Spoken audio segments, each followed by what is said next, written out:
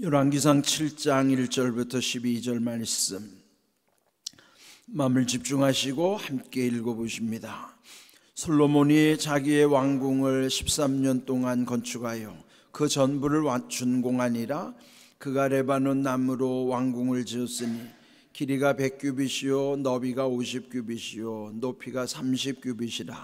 백향목 기둥이 4줄이요 기둥 위에 백향목 들보가 있으며 기둥 위에 있는 들보 45개를 백향목으로 덮었는데 들보는 한 줄에 15이요 또 창틀이 3줄로 있는데 창과 창이 3층으로 서로 마주대하였고 모든 문과 문설주를 다 큰 나무로 네모지기에 만들었는데 창과 창이 3층으로 서로 마주대하였으며 또 기둥을 세워 주랑을 지었으니 길이가 50규빗이요 너비가 30규빗이며 또 기둥 앞에 한 주랑이 있고 또 그 앞에 기둥과 섬돌이 있으며 또 심판하기 위하여 보좌의 주랑 곧 재판하는 주랑을 짓고 온 마루를 백향목으로 덮었고 솔로몬이 거처할 왕궁은 그 주랑 뒤에 다른 뜰에 있으니 그 양식이 동일하며 솔로몬이 또 그가 장가든 바로의 딸을 위하여 집을 지었는데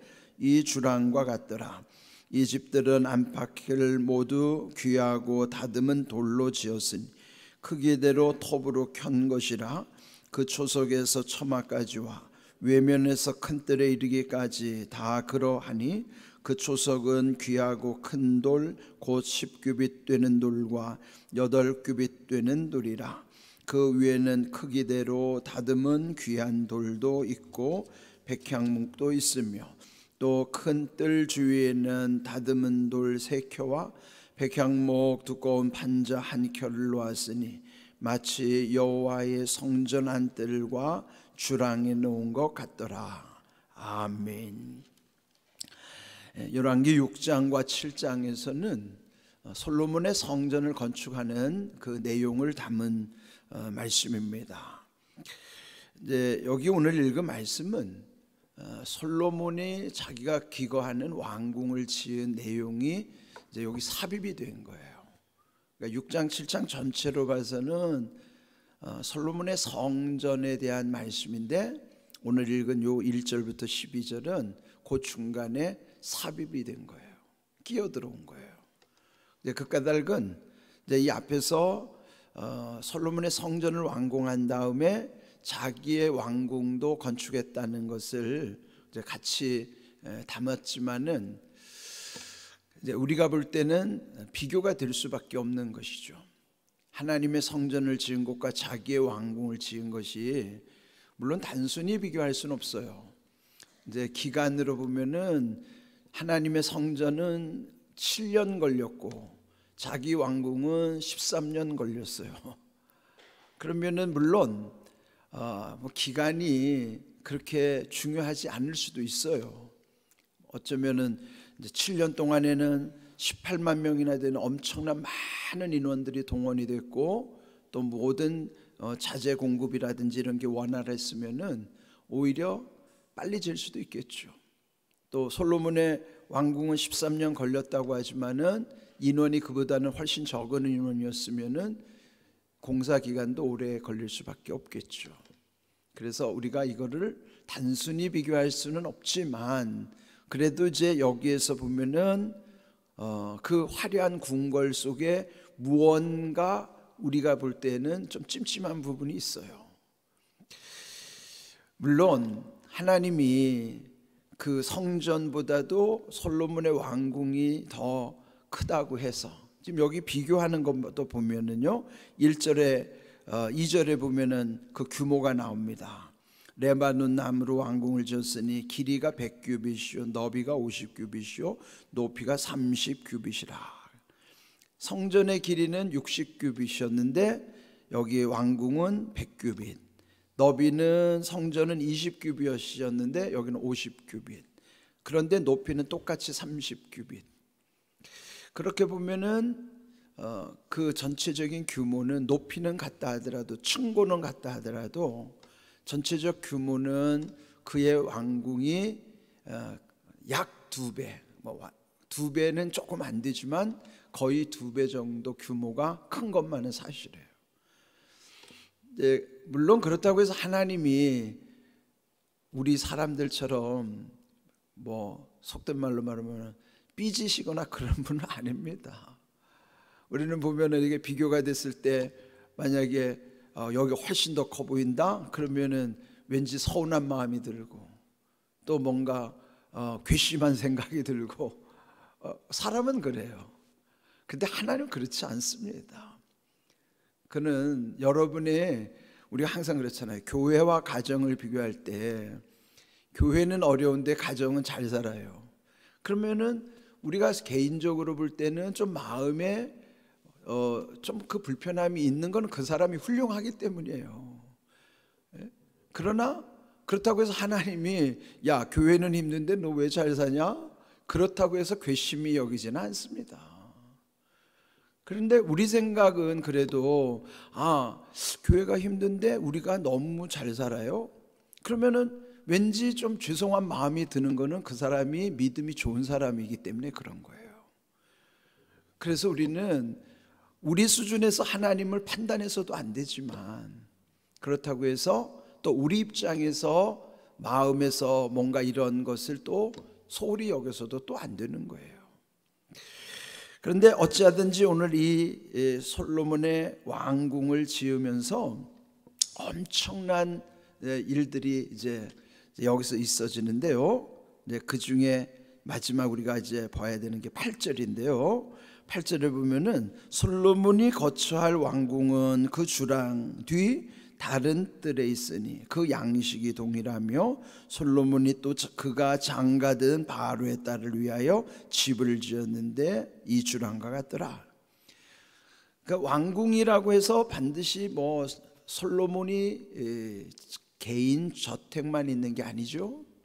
거기에 딸린 여러 가지 또 일을 도와주는 그 모든 기관들이 또 다 들어가 있잖아요. 우리나라도 뭐 대통령실 하면은 전체 보조하는 참모진들이 다 거기 들어가야 하듯이, 그처럼 이 솔로몬 왕궁에도 여러 기관들이 그 안에 또 다 들어가겠죠. 그래서 기능으로 보면은 훨씬 더 클 수밖에 없죠. 그런데 여기 오늘 읽은 8절을 보면은 거기에 솔로몬이 또 장가든 바로의 딸을 위하여 집을 지었다 하는 거예요. 근데 여기 이제 바로의 딸이라면 당시 애굽 강대국의 애굽에서 아내를 맞이한 거예요. 근데 한 명만 맞이한 것도 아니죠. 솔로몬의 여인은 몇 명이라고 그랬어요? 1000명이라고. 1000명. 솔로몬을 위한 여인이 1000명이에요. 그러니까 여러분 얼마나 참 솔로몬이 참 아무리 지혜가 있다 하더라도, 그러니 이런 모든 그가 결국은 나중에 그도 무너질 수밖에 없었던 여러 가지 이유가 있었겠죠. 그런데 여기에 보면은 그 애굽 바로의 딸을 위해서도 또 집을 화려하게 지었다는 것이죠. 이제 솔로몬이 그 주변의 나라들의 이방의 여인들을 아내로 삼는 거죠. 그런데 결혼 동맹을 맺음으로써 주변의 나라들과도 사돈 국가를 맺으면은 뭔가 좀 안정한, 뭔가 좀 전쟁의 위협을 줄일 수 있기 때문이죠. 이제 그런 어떤 정치적인 성향도 있지만은, 그렇지만은 그 이방 여인들을 아내로 맞이하면은 그 자기들 신들을 섬기는 일명 우상을 다 갖고 들어오는 거예요. 솔로몬의 궁궐 안에는 각종 주변 나라에서 온 이방 여인들, 후궁들이 섬기는 그런 우상들이 다 들어오는 것이죠. 그는 하나님이 보실 때 얼마나 가증스럽게 여기겠어요. 결국 그렇게 해서 이제 무너질 수밖에 없는 이제 그런 상황을 이제 오늘 여기서 우리 자신들이 좀 경각심을 가져야 하겠다는 것이죠. 이제 오늘 여기서 오늘 제목을 귀하고 큰 돌이라고 정했습니다. 귀하고 다듬은 돌, 또 귀하고 큰 돌, 이게 이제 그 다음에 나오는 말씀이에요. 9절을 보시면 이 집들은 안팎을 모두 귀하고 다듬은 돌로 지었으니 크기대로 톱으로 켠 것이라. 근데 여기서 보면은 왕이 사는 곳에 그 쓰이는 모든 재료들을 얼마나 고르고 뽑아 가지고서 선별한 다음에 거기에 재료로 쓰겠습니까? 성전을 지을 때도 아무 재료나 쓰지 않았겠지만은 왕궁을 짓는 재료 역시도 아무거나 갖다 쓰지 않죠. 그래서 여기서 보면은 그 돌은 귀하고 다듬은 돌이라 그랬어요. 그러면 귀하다는 건 뭐야? 원석 자체는 귀하죠. 금을 함유한 돌이라고 그랬자, 금광석이라고 그럴 때 금이 얼마나 함유됐겠어요. 그렇지만은 그 안에 금맥이 있기 때문에 금광석은 그 돌이 귀한 거예요. 그런데 그 안에서 금을 추출을 해내는 과정은 또 별도로 필요한 것이잖아요. 귀하고 다듬은 돌이라고 할 때 먼저 귀하다고 하는 것은 다듬어지기 전에 원석, 그걸 원석이라고 그러잖아요. 그러면 그 원석 자체를 귀히 여기는 것이죠. 그렇다고 해서 그것은 그대로 쓸 수가 없는 것이에요. 그거는 또 필요에 맞게 잘 다듬어야, 그래야 이제 그것이 귀하게 쓰여질 수 있는 것이죠. 사람도 마찬가지예요. 우리가 태어날 때는 원석으로 태어나는 거예요. 그 아이가 태어났을 때 그 속에 무엇이 들었지 우리 아무도 모르잖아요. 그 마치 전에 말씀드린 것처럼 사과와 사과 속에 들어있는 씨의 관계란 말이에요. 사과 속에 씨가 몇 개 들었는지는 잘라보면 알아요. 예? 사과는 이렇게 잘라보면 그 안에 씨가 몇 개 들었구나, 다 알 수 있는 사실이죠. 근데 반대로 그 사과씨 하나를 가지고 이 사과씨 하나 속에 사과가 몇 개 들었을까? 그거 알아요? 몰라요. 그거는 그 모르는 거란 말이에요.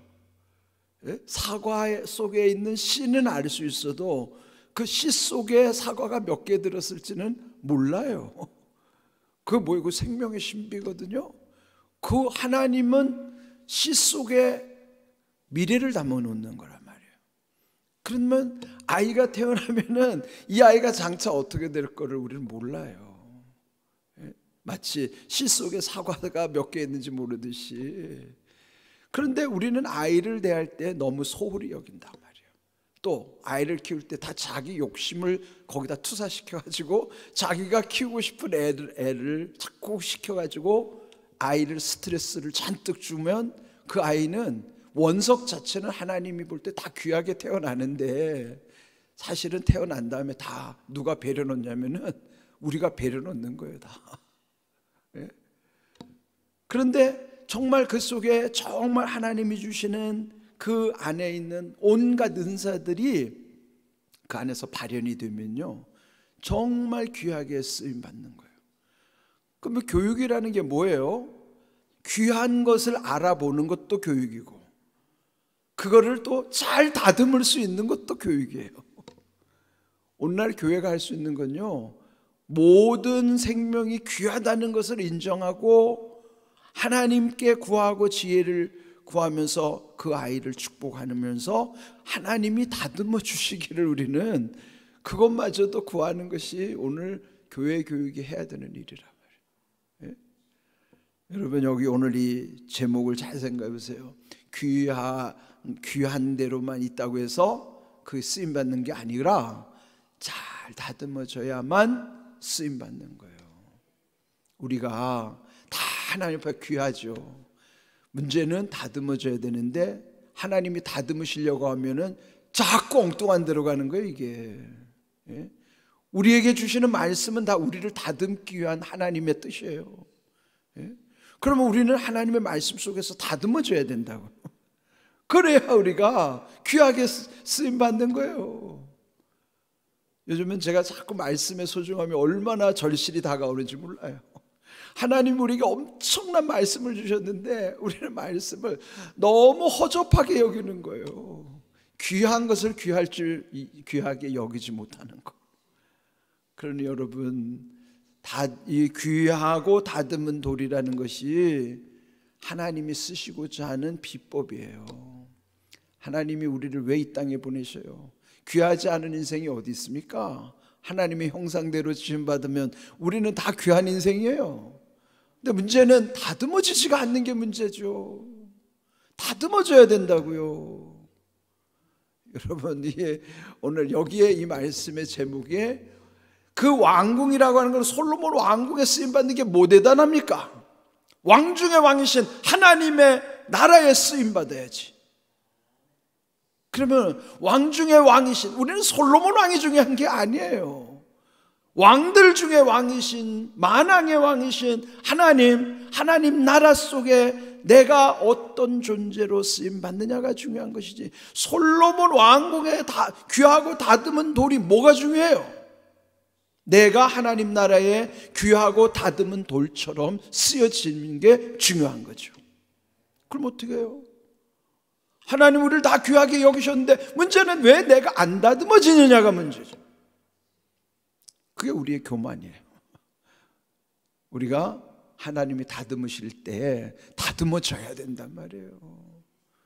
그래야 쓰임받는 거예요. 귀하고 다듬은 돌로 여기에 솔로몬이 왕궁에 쓰임받았던 그런 돌들. 그러나 우리는 하나님이 쓰시는 자들이 되려면 어떻게 해야 될 것인가? 자, 디모데후서 2장 20절 먼저 읽어보십시다. 큰 집에는 금그릇과 은그릇뿐 아니라 나무그릇과 질그릇도 있어 귀하게 쓰는 것도 있고 천하게 쓰는 것도 있나니. 그랬어요. 재료로 보면은요, 금, 은, 나무, 질. 그릇이라는 건 쓰기 위해서 만든 거니까 재질에 따라서 금으로도 만들 수 있고 은으로도 나무로도 질그릇으로 만들 수 있어요. 그런데 우리는 늘 우리가 흔히 요즘 말하는 걸 흙수저, 금수저 뭐 이런 얘기 많이 하잖아요. 그것도 그릇으로 표현할 수 있죠. 예? 성경은 그릇으로 표현했는데 세속적으로는 수저로 표현하잖아요. 누구는 태어날 때부터 금수저를 물고 태어나고 누구는 태어나 보니까 쓸모없는 흙수저란 말이에요. 그 흙수저는 아무것도 없는 상태, 아무도 의지할 것도 없고 그런 자기 흙수저를 한탄하기만 하는 거예요. 근데 문제는 여기서 보세요. 금, 은, 나무 그릇이 중요한, 나무나 질 그릇, 질이 뭐 흙으로 만든 거죠. 그게 중요한 게 아니라는 거예요. 어떻게 쓰임받느냐가 중요하다는 거예요. 귀하게 쓰느냐 천하게 쓰느냐. 아무리 금그릇이라도 금그릇에다가 똥을 담아놓으면 그건 똥그릇이에요. 그릇은 뭘 담아놓느냐에 따라서 정해지는 거예요. 여기에다가 물을 담으니까 물컵이 되는 거고, 간장을 담으면 간장 그릇이 되는 거고, 거기다가 보배를 담아놓으면 그게 보석함이 되는 거예요. 무엇이 담기느냐가 중요한 거죠. 그런데 여기 중요한 것은요, 귀하게 쓰는 것, 천하게 쓰는 것, 그거는 쓰는 사람 마음이죠. 하나님이 쓰시려면은 귀하게 쓰고 천하게 쓰는 건 그 다음에 어떻게 해야 되는 것인가? 자, 21절도 같이 읽어보겠습니다. 그러므로 누구든지 이런 것에서 자기를 깨끗하게 하면 귀히 쓰는 그릇이 되어 거룩하고 주인의 쓰심에 합당하며 모든 선한 일에 준비함이 되리라 그랬어요.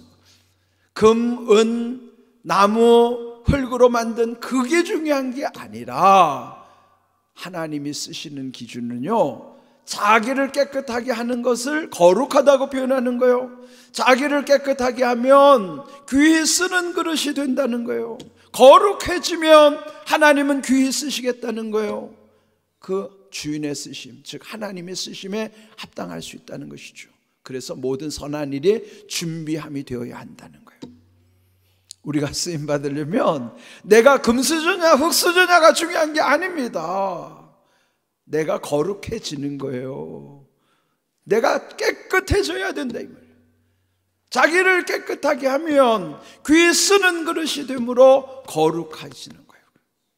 귀히 쓰임 받는 거룩한 그릇, 그 비결이 뭘까요? 오늘 여기 솔로몬 왕궁으로 다시 돌아온다 그러면은 귀하고 다듬은 돌처럼, 이미 우리는 하나님의 형상대로 지음받은 귀한 존재라는 것, 그것도 알아야 돼요. 그것도 모르고 사는 인생이 얼마나 많은데요. 내가 하나님의 형상으로 지음받았다는 귀한 존재라는 것을 자기가 알아야 된다 이 말이에요.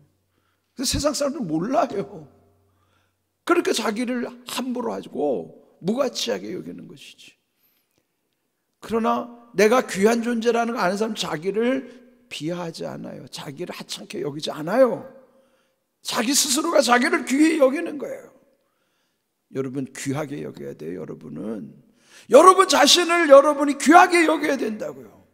하나님이 나를 귀히 여기셔서 이 땅에 보내셨는데 문제는 다듬어지지 않는 게 문제란 말이에요. 다듬어져야 됩니다. 늘 말씀 가운데 다듬어지셔야 돼요. 오늘도 여기서 다듬어 주시는 거예요. 여러분 다듬어 주실 때 다듬어지십시오.